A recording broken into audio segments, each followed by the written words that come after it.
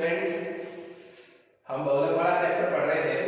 उसमें हमने बहुलक का वर्गीकरण, बहुलक की परिभाषा और बहुलक बनने की क्रियाविधि, जिसको बहुलकीकरण नाम दिया गया था, वगैरह पढ़ रहे थे। हम क्रियाविधियों में योगात्मक बहुलकीकरण को पढ़ रहे थे, जिसमें हमने उन्मूलक योगात्मक बहुलकीकरण पढ़ा है, धनायनिक योगात्मक बहुलकीकरण पढ़ा है, और अब हमारे पास जो तीसरा स्टेप है, तीसरी जो क्रियाविधि है, वो हमारे पास है ऋणायनिक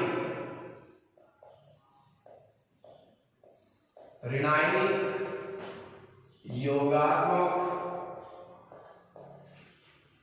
बहुलकीकरण।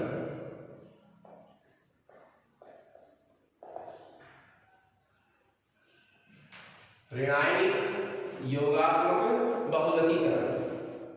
देखिए, ऋणायनिक योगात्मक बहुलकीकरण में एक बात कॉमन है। योगात्मक बहुलकीकरण का मतलब क्या हुआ? एकलक इकाइयां एक के बाद एक जुड़ेगी, छोटे अणुओं का निष्कासन नहीं होगा, ठीक है। लेकिन योगात्मक बहुलकीकरण में जो एकलक इकाइयां होती हैं, उनको सक्रिय करने के लिए कोई न कोई प्रारंभिक पदार्थ चाहिए। इस बार एकलक इकाई को सक्रिय करने का काम कौन करेगा? कोई ऋणायन करेगा। लेकिन ऋणायन कब सक्रिय करेगा, ये हमें कैसा पता चलेगा? तो देखिए, वे एकलक इकाइयां, वे वाइनिन एकलक इकाइयां, ये कौन सा कार्बन है? वाइनिन। ये वाला कार्बन कौन सा है? वाइनिन, जो किससे अटैच है? डबल बॉन्ड से। इसकी एक वैलेंसी खाली है, इसके ऊपर मैं समूह लगा रहा हूं कोई जी, इसको मैं ग्रुप भी कह सकता हूं। तो ये वाला जो समूह है, यहां जी जो है वो क्या होना चाहिए? इलेक्ट्रॉन आकर्षी समूह होना चाहिए, मतलब जिसका कैसा प्रभाव हो? -I प्रभाव। तो ये एकलक इकाई जब भी योगात्मक बहुलकीकरण करेगी, तब इसको एक्टिव कौन करेगा? कोई ना कोई ऋणायन करेगा। साहब, हमने इससे जस्ट पहले पढ़ा था, धनायनिक योगात्मक बहुलकीकरण पढ़ा था। उस धनायनिक योगात्मक बहुलकीकरण में यहां जो जी हमने लिया था एकलक इकाई में, वो कैसा लिया था? इलेक्ट्रॉन प्रतिकर्षी समूह। और यदि उसकी जगह कैसा समूह जुड़ा हुआ हो? इलेक्ट्रॉन आकर्षी समूह जुड़ा हुआ हो, तो ये कौन सी क्रियाविधि से होगा? ऋणायन द्वारा उत्प्रेरित होगा। यदि ये इलेक्ट्रॉन प्रतिकर्षी होता, तो ये धनायन द्वारा उत्प्रेरित होगा। और कोई समूह जुड़ा हुआ ही नहीं रहता, न प्लस आई न माइनस आई, तो फिर ये मुक्त मूलक प्रतिस्थापन, मुक्त मूलक क्रियाविधि द्वारा होगा। देखिए, तो ऋणायनिक योगात्मक बहुलकीकरण भी उसी तरह 3 चरणों में होगा, और इसका फर्स्ट स्टेप है उसी तरह। हम पहले किसको जनरेट करेंगे? हमें पहले जनरेट करना पड़ेगा किसी न किसी किसको? ऋणायन को। ऋणायन लुईस क्षार भी कह सकते हैं, क्षार से प्राप्त होगा हमें ऋणायन। इसलिए इस अभिक्रिया का एक नाम और भी होता है साहब, इसे कहते हैं क्षार उत्प्रेरित बहुलकीकरण। क्षार उत्प्रेरित बहुलकीकरण। तो कोई ना कोई लुईस क्षार अपन लेंगे, जो किसका काम करेगा? ऋणायन का काम करेगा। इस एकलक को क्या बनाएगा? सक्रिय बनाएगा। तो मैं किसी क्षार को ले रहा हूं, ये लीजिए, ये ऋणायन है या लुईस क्षार है। ये किससे क्रिया करेगा? एकलक इकाई से। आप धनायनिक योगात्मक बहुलकीकरण की तर्ज पर ही किसको लिख सकते हैं? ऋणायनिक वाले। थोड़ा सा चेंज है बस। ये जो लुईस क्षार है, जिससे हमें क्या मिला है? ऋणायन मिला है। ये इस एकलक इकाई से क्या करेगा? रिएक्शन करेगा। तो CH2 डबल बॉन्ड CHG, ये एकलक इकाई है साहब। यहां G कैसा समूह है? इलेक्ट्रॉन आकर्षी समूह है।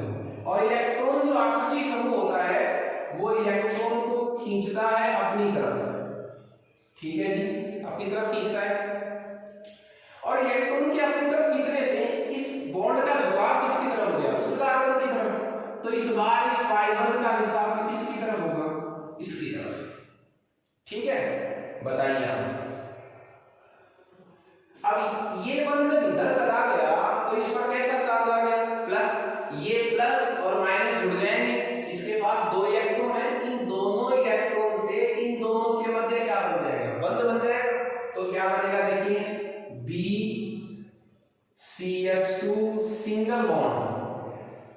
CH, ये इधर आया तो इस पर आ गया माइनस। आप माइनस लगा सकते हैं, इलेक्ट्रॉन लगाने की जरूरत नहीं है, दोनों में से दो लगा सकते हैं, कोई सा एक लगा सकते हैं। और ये हो गया G, इलेक्ट्रॉन अट्रैक्टिंग ग्रुप है ये, ठीक है। इस तरह ये पहला स्टेप हमारा कंप्लीट हो गया, जिसका नाम क्या कह सकते थे उसी की तर्ज पर, श्रृंखला प्रारंभिक पद। मैं रिवाइज कर रहा हूं, ऋणायनिक योगात्मक बहुलकीकरण द्वारा कौन सी एकलक इकाइयां बहुलक बनाती है? वो एकलक इकाई जिनमें माइनिल कार्बन से ऐसा समूह जुड़ा हुआ हो जो कैसा हो, इलेक्ट्रॉन आकर्षी समूह, ठीक है। और इस अभिक्रिया को शुरू करने के लिए हमें कोई ना कोई क्या चाहिए, ऋणायन चाहिए, जो हमें कहां से प्राप्त हुआ, लुईस क्षार से। कोई ऋणायन ले सकते हैं। लुईस क्षार से जो प्राप्त ऋणायन है वो इस एकलक इकाई से क्रिया करेगा, इसको सक्रिय बनाएगा। जब तक इस पर चार्ज रहेगा तब तक ये एक्टिव रहेगी। दूसरा जो स्टेप है हमारे पास, उसी तरह इसका नाम होगा, इसका भी ये श्रृंखला प्रारंभिक पद था, और ये हो जाएगा आपके पास श्रृंखला संचरण पद। श्रृंखला संचरण पद, प्रोपगेशन स्टेप। इसमें क्या होगा, उसी की तरह देखिए, अब ये जो बन गई हमारे पास कार्ब एनाइन, क्या बन गया ये, कार्ब एनाइन, कार्ब एनाइन भी कह सकता हूं मैं। जब कार्बन पर क्या हो, नेगेटिव चार्ज, तो इसको क्या बोलते हैं, कार्ब एनाइन। इस पद में क्या होगा, सेकंड वाले में, इस पहले चरण से बने हुए कार्ब एनाइन पर बार बार कोण ऐड होती जाएंगी, जुड़ती जाएंगी, ये वाली इकाई है, ये हमारे लिए एक लग, तभी श्रृंखला की क्या बढ़ेगी, लंबाई बढ़ेगी। उसी आप देखिए, आप रासायनिक योगात्मक भौतिक की तरह ही चल रहे हैं, इसमें भी रासायनिक में भी। तो इस पहले स्टेप में बने हुए उत्पाद पर एकलक इकाइयां इस तरह की बार बार आकर जुड़ती जाती है। जोड़ी पहले चरण वाला प्रोडक्ट है BCH2CHG, इस पर कौन सा चार्ज आ गया, माइनस। और इस पर अब कौन क्रिया करेगा, ये एकलक, तो CH2 डबल CHG, ये उसी तरह कौन रहेगा, इसको इलेक्ट्रॉन इधर खींचेगा, ये बंद इधर इधर। अब देखिए यहां कैसा चार्ज आ गया, प्लस प्लस, और यहां क्या पड़ा, माइनस, तो इन दोनों के बीच क्या बढ़ जाएगा, एक बंद बढ़ जाएगा, क्योंकि माइनस का मतलब क्या है, इसके ऊपर कितने इलेक्ट्रॉन पड़े हैं, 2, और ये दोनों इलेक्ट्रॉन इसके दोनों के मध्य बंध बनाने में यूज हो जाएगा। तो देखिए लिख लीजिए यहां से इसको BCH2 CHG, CH2 सिंगल, अब सिंगल हो जाएगा सर, ये बंध बन गया दोनों के बीच, ये वाला है, ये बंध किससे बना है, ये वाला, इन दोनों इलेक्ट्रॉन से जो इस कार्बन पर बैठे हैं, और CHG इस पर क्या आ गया, माइनस। अब क्या है, अब ये वाली एकलक इकाइयां आती जाएंगी हजारों में, ठीक है, इस पर जुड़ती जाएंगी, तो एक साथ लिख सकते हैं, एक साथ कैसे, सीधा ले चलता हूं आपको, एक साथ आप क्या करें, कितनी एकलक जोड़ दो एक साथ, n एकलक इकाई, ये तो एकलक इकाई, इसको बहुत सारे को एक साथ जोड़ देते हैं, n CH2 double bond CHG। ये जो n मैंने एकलक इकाइयां दी है, इनको एक साथ जोड़ूंगा, तो इसमें भी कितनी बार रिपीट हो जाएंगी, n बार रिपीट हो जाएंगी। ये वाली मैंने n ली है, तो इसमें भी कितनी बार ऐड होगी, n बार। तो मैं इसको ऐसे लिख सकता हूं, देखिए ये तो पहले से है, ये स्टेप तो 2 कार्बन का स्टेप रिपीट होगा, BCH2 CHG CH2 CHG, और ये क्या आ गया, चार्ज। अब देखिए n बार रिपीट करना है, तो इस पर इसी को यही रिपीट कर दीजिए साहब, ये, और लास्ट का आपको खाली छोड़ना पड़ेगा, ये वैसे का वैसे, श्रृंखला समाप्त नहीं हुई अभी। तो हमने जो n बार एकलक इकाइयां दी थी, वो n बार इस पर क्या हो गई, रिपीट। इस तरह इस चेन की क्या बढ़ गई, लेंथ बढ़ गई। अब इस तरह बहुलक बन जाएगा। अब हमें इस श्रृंखला का क्या करना है, समापन करना है। तो तीसरा स्टेप हमारे पास क्या हो जाएगा, स्टेप थर्ड क्या, श्रृंखला संचरण पद, श्रृंखला समापन पद, टर्मिनेशन स्टेप। मैंने आपको दोनों पिछली क्रियाविधि में बताया है कि हमें जब भी इस चेन को टर्मिनेट करना है, समाप्त करना है, तो करना क्या है, उस चेन पर पड़े हुए किसी भी प्रकार के आवेश को क्या करना है, न्यूट्रल करना है। तो चेन ऑटोमेटिक क्या हो जाएगी, खत्म हो जाएगी। मतलब एकलक इकाइयों का जुड़ना क्या हो जाएगा, खत्म हो जाएगा। लेकिन क्या करते हैं हम, उस आवेश को कैंसिल कर दें, जीरो कर दें। तो उसके लिए हमारे पास मेथड है कि आप किसी भी नाभिक से, या तो रिएक्शन किससे कराएं, किसी कैटायन से, धनायन से, धनायन की स्पीशीज से, या तो किसी धनायन से, या फिर किसी इलेक्ट्रॉन स्नेही से। इलेक्ट्रॉन स्नेही स्पीशीज का मतलब क्या होता है, वह स्पीशीज जिस पर इलेक्ट्रॉन की क्या हो, कमी हो, जिस पर पॉजिटिव चार्ज हो। और पॉजिटिव चार्ज वाली स्पीशीज को जब आप इससे जोड़ देंगे तो इसका आवेश क्या हो जाएगा, जीरो, श्रृंखला समाप्त हो जाएगी। तो लीजिए BCH2 CHG, CH2 CHG। आप इसको पूरे में भी एंड लगा कर लिख सकते हैं, टोटल को भी CH2 CH minus G।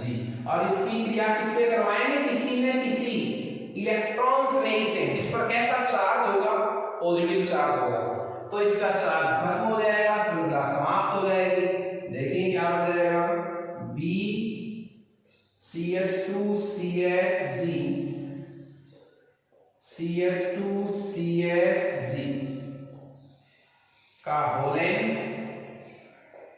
CH2 CH। अब ये चार्ज खत्म हो जाएगा सब प्लस माइनस से, तो ये G और ये E। इस तरह हमारे पास क्या प्राप्त हो जाएगा, पॉलीमर। तो ये तरीका था ऋणायनिक योगात्मक बहुलकीकरण का, जिसमें हमने धनायनिक की तरह इसके 3 स्टेप लिखे हैं। और 3 स्टेप में पहला स्टेप हमारा था श्रृंखला प्रारंभिक पद। और श्रृंखला प्रारंभिक पद में हमने किसी ऋणायन, किसी लुईस क्षार से इस एकलक की क्रिया करवाई। एकलक सक्रिय हो गया, एकलक के सक्रिय होते ही एक कार्बन एनायन बना, जिसमें कार्बन पर क्या था, माइनस। ये पहला चरण था। दूसरे स्टेप में क्या होगा, श्रृंखला संचरण पर इस बने हुए कार्बन एनायन की स्पीशीज पर, इस पर अब बार बार कौन आकर जुड़ेंगे, एकलक। एक बार मैंने एकलक जोड़ा, फिर एक साथ मैंने कितने एकलक जोड़े हैं, n एकलक जोड़े मैंने एक साथ। तो n एकलक को जब मैं एक साथ जोड़ूंगा तो n बार रिपीटिशन हो जाएगा इसका। श्रृंखला के समापन का मतलब क्या है कि हमें उस पर लगा आवेश जीरो करना है। तो हम या किसी धनायन से या किसी इलेक्ट्रॉन स्नेही से इसकी क्या करवा सकते हैं, क्रिया करवा सकते हैं। तो इसका आवेश जीरो हो जाएगा और अंत में क्या बन जाएगा, बहुलक। इस तरह हमने योगात्मक बहुलकीकरण में तीनों क्रियाविधि पढ़ी है।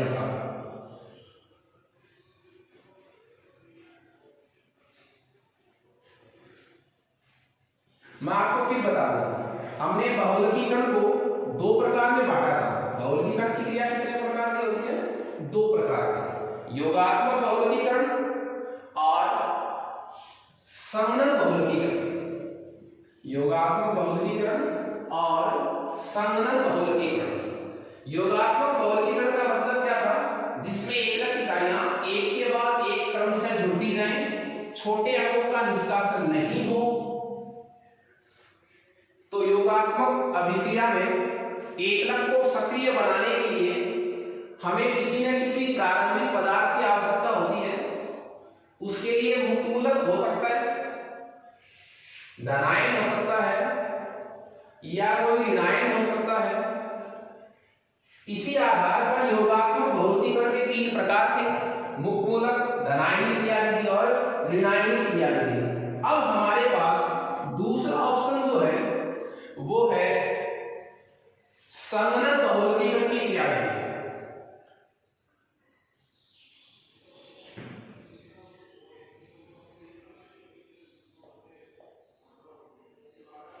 संघनन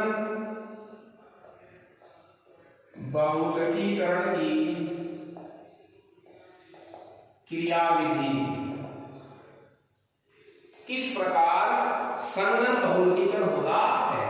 आपको इसमें एक बात याद रखनी है कि संघनन बहुलकीकरण में जब भी एकलक इकाइयां जुड़ेंगी तो छोटे अणुओं का निष्कासन होगा। छोटे अणु का मतलब क्या है, इसमें जैसे एल्कोहल है, HCl है, ROH है, अमोनिया है, इस तरह इसमें छोटे अणुओं का क्या होगा, निष्कासन होगा। एक तो बात आपको ये याद रखनी है इसमें छोटे अणुओं का निष्कासन होगा। कब होगा छोटे अणुओं का निष्कासन, जब दो एकलक इकाइयां जुड़ेंगी ना आपस में, जब भी कम से कम दो इकाइयां जुड़ेंगी तो दोनों इकाइयों के जुड़ने से एक छोटा अणु एल्कोहल, NH3, HCl वगैरह कहां जाएंगे, बाहर। और एक दूसरी बात जिसमें आपको ध्यान रखने की है वो है कि कौन सी एकलक इकाइयां बहुलक बनाते समय ये वाली क्रियाविधि अपनाएंगी, योगात्मक वाला तरीका नहीं अपनाएंगी। तो कैसे समझ में आएगा, मैं आपको पहले भी कह चुका हूं, जो एकलक इकाइयां असंतृप्त हैं, जिनमें डबल बॉन्ड है, ट्रिपल बॉन्ड है, असंतृप्त हैं, वो जब भी बहुलक बनाएंगी कौन सा तरीका अपनाएंगी, योगात्मक वाला तरीका। ठीक है। और असंतृप्त इकाई को सक्रिय बनाने के लिए कोई पदार्थ चाहिएगा, वो मुक्त मूलक हो सकता है, धनायन हो सकता है और ऋणायन हो सकता है। लेकिन ऐसी कौन सी एकलक इकाइयां हैं जो बहुलक बनाते समय कौन सी क्रियाविधि अपनाएंगी, संघनन वाली। उसके लिए शर्त है, देखिए शर्त क्या है, दो कंडीशन आपको याद रखनी है। एक तो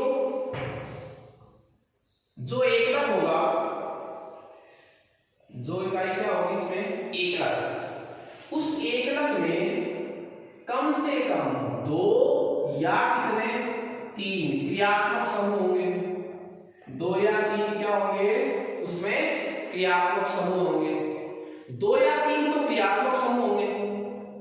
और जब भी ये दो एकलक परस्पर जुड़ेगी तो छोटे अणुओं का क्या होगा, निष्कासन होगा। मैं पहले वर्गीकरण में पढ़ा चुका हूं आपको, छोटे अणु का मतलब HCl, NH3, H2O, एल्कोहल वगैरह का क्या होगा, निष्कासन होगा। कब होगा निष्कासन, जब भी दो इकाइयां जुड़ेंगी। तो मूलभूत बात जो है वो ये वाली है कि संघनन बहुलकीकरण द्वारा कौन सी एकलक इकाइयां बहुलक बनाती है, जिन एकलक इकाइयों में कम से कम दो या कितने क्रियात्मक समूह, तीन। ठीक है।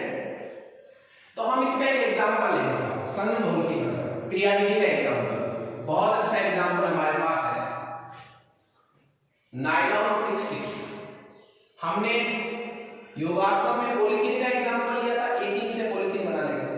अब हम लेंगे नायलॉन 66। नायलॉन 66 ये कैसा बहुलक है साहब, संघनन बहुलक है। संघनन बहुलक का मतलब क्या हुआ, इसका निर्माण भी एकलक इकाइयों के जुड़ने से हुआ है। योगात्मक का निर्माण जुड़ने से होता है, बिना एकलक इकाइयों के जुड़ने से बहुलक नहीं बनेगा। परंतु जब भी दो इकाइयां जुड़ेंगी ना तो छोटा अणु बाहर जाएगा। इसका मतलब ये कैसा बहुलक है, संघनन बहुलक है। जो कैसी क्रियाविधि से बना है, संघनन बहुलक की क्रियाविधि से बना है। नायलॉन 66 में एकलक इकाइयां दो प्रकार की होती है साहब, हेक्सामेथिलीन डाइएमीन,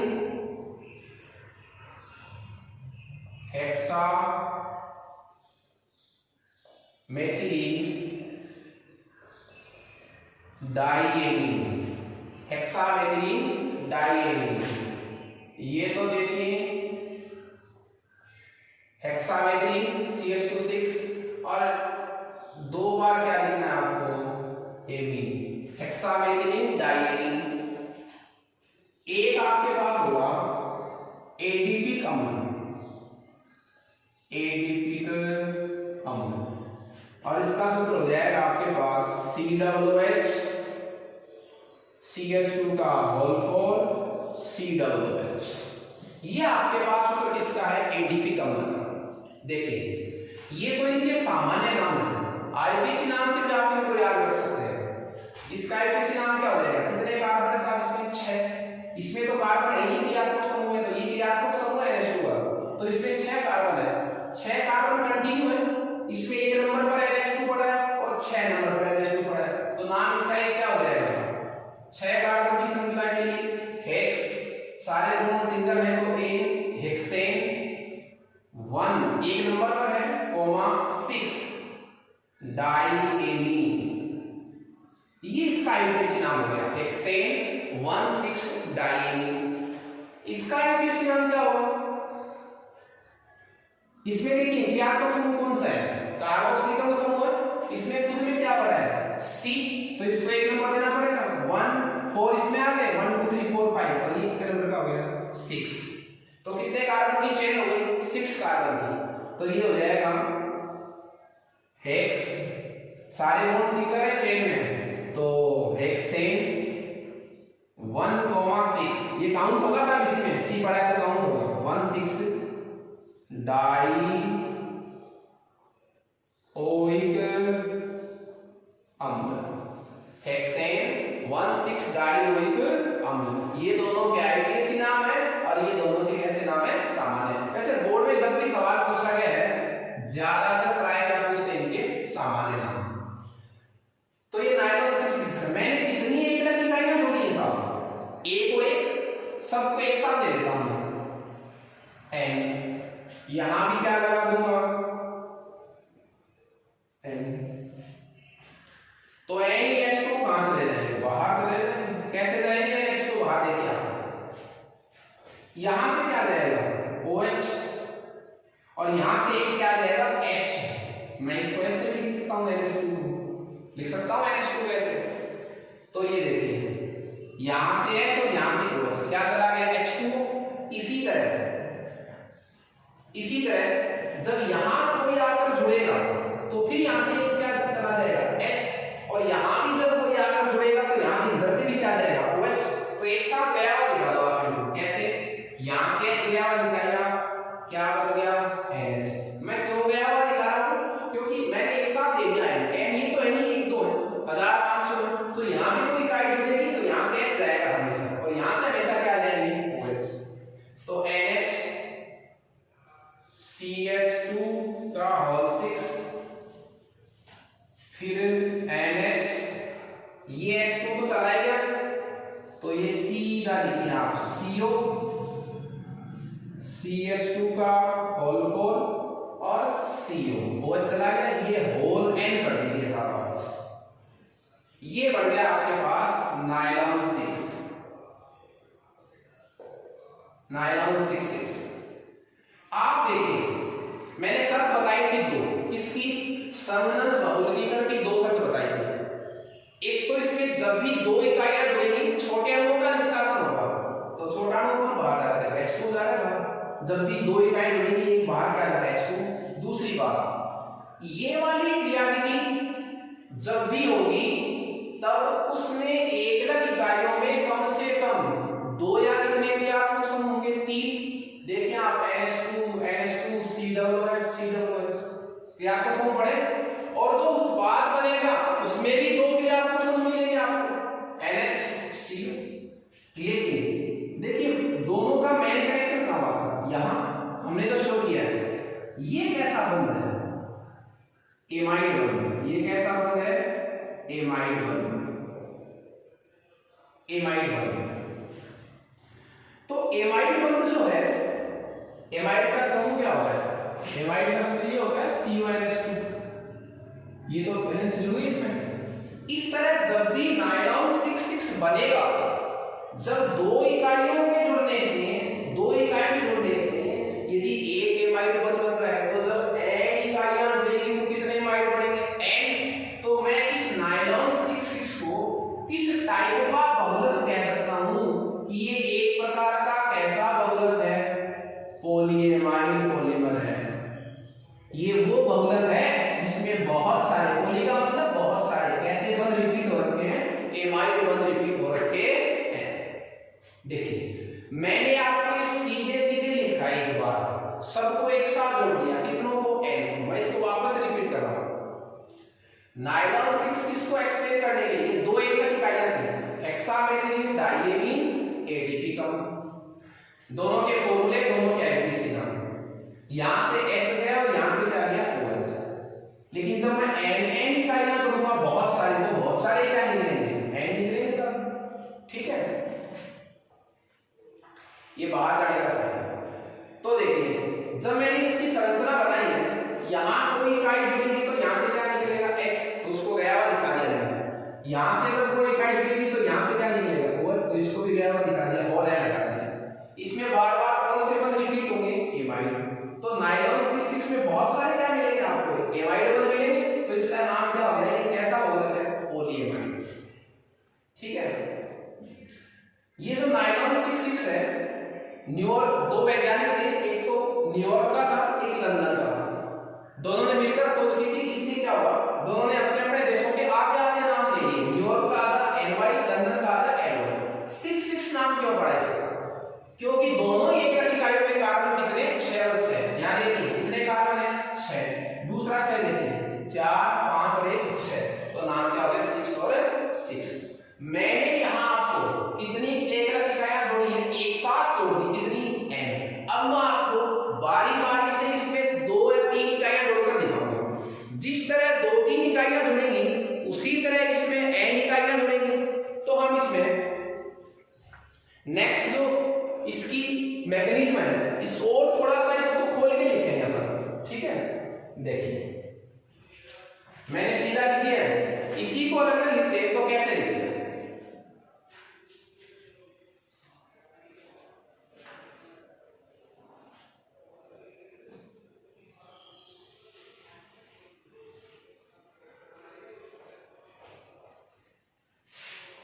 n हटा दीजिए आप भी।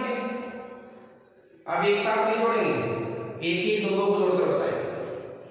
क्रियाविधि पढ़ा है ना, तो दो को जोड़कर बताएंगे। देखिए कितनी इकाई जोड़ी है मैंने 2, ये लीजिए साहब 2। मैंने इस बार n हटा दिया, यहां से जोड़िए NH2।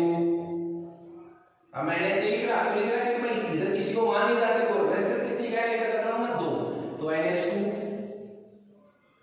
CH2 का होल 6 NH, यहां से H गया, यहां से कौन OH, तो -H2। आगे चलिए CO CH2 का होल 4 COOH। ये देखिए कैसा रिपीट हो गया, एमाइड हो गया। कितनी इकाई जोड़ी मैंने, ओनली 2। अब तीसरी इकाई जोड़ूंगा, किधर जोड़ना है, इधर या इधर भी सभी जोड़ सकते, चलो इधर जोड़ेंगे। अब इधर जोड़ेंगे तो इसी तरह की तो वापस जोड़ नहीं सकते, इस इकाई को लाए आप इसको, तो प्लस बोलिए NH2 CH2 का होल 6 NH2। ये क्या हो गई, हेक्सामेथिलीन डाइएमीन। इसको मैं इधर जोड़ रहा हूं साहब, इधर, तो जोड़ो NH2 CH2 का होल 6 NH CO CH2 का होल 4 CO। अब यहां से क्या चला जाएगा OH, और यहां से क्या चला जाएगा H, तो जोड़ दो। यहां से OH तो चला ही गया, यहां से एक H चला गया, तो क्या बन गया, बच गया NH। वापस से उसी तरह CH2 का होल 6 NH2। कितनी इकाइयां जुड़ गई, 3, 1 2 और ये तीसरी। अब इसी में फिर जोड़ेंगे, इसी में फिर चौथी इकाई, 3 इकाइयां जोड़ते मैंने, चौथी जोड़। अब देखिए लास्ट सिरा कौन सी इकाई का है, इसका, तो अब इधर आकर कौन सी इकाई जुड़ेगी, इस टाइप की है, जोड़ी प्लस प्लस हो जाएगा COOH CH2 का होल 4 COOH। ये इधर जोड़नी है हमें, इधर जोड़ी, वहां से लिखना पड़ेगा NH2 CH2 का होल 6 NH CO CH2 का होल 4 CO NH। यहां तक आ गया मामला, इधर जोड़ दीजिए CH2 का होल 6 NH। हाँ जी, अब NH2 है, यहां से क्या चला जाएगा H और यहां से क्या चला जाएगा OH, यहां से H यहां से OH, तो जोड़ दो इसमें से, ये NH वहां वाला है। अब बोलो क्या लिखूं, यहां से OH जाने के बाद क्या बच गया फिर CO, तो CO आगे चलिए CH2 का होल 4 बोलो COH।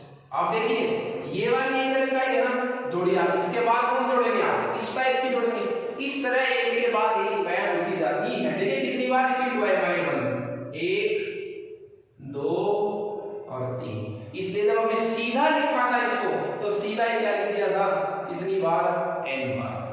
तो ये हमारे पास संगत बहुलकीकरण की क्रियाविधि थी, जो हमने किस एग्जांपल के थ्रू स्पष्ट की है, नायलॉन 6 के थ्रू। इसका एक एग्जांपल और भी हो सकता है टेरिलीन या डेक्ट्रॉन, जिसमें हमारे पास दो एक इकाइयां होगी, एथिलीन ग्लाइकोल व टरफेनिकम। उसमें भी पैटर्न ये रहेगा हमारे पास, पैटर्न की कोई दिक्कत नहीं आएगी। आप सीधे भी लिखना चाहें तो दोनों तरफ n लगा के देखिए, हमने एक तो करके लिख दिया, कितनी इकाइयां जोड़ दी हमने 4, 1 2 3 और 4, और एक साथ लिखते तब क्या होता है, देखिए एक साथ लिखते तब कैसा था, यहां क्या लगा दो सीधा n, यहां भी क्या लगा दो सीधा n, यहां भी कितने H2 NH2, तो देखिए फिर सीधा लिखते हैं अपन, यहां से H गया हुआ और यहां से O बच गया हुआ, ये सीधा भी लिख सकते हैं इस तरह। तो ये दोनों प्रकार की क्रियाविधियां हो गई हमारे पास,